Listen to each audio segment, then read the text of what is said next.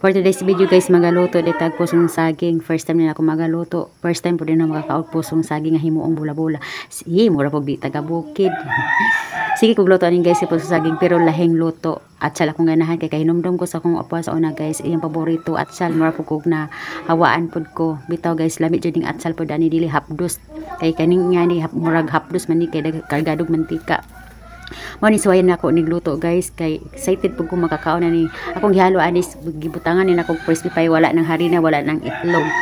Ako mong isang anak sige pug samok-samok kay gusto niya mapil-apil og kumot-kumot aning pusong saging naunsa man ni si Jaoy di man mahiluna gusto po siya magkuraw. Oh ikaw na lang magluto ako nang ginan guys kay sumukan kaayo.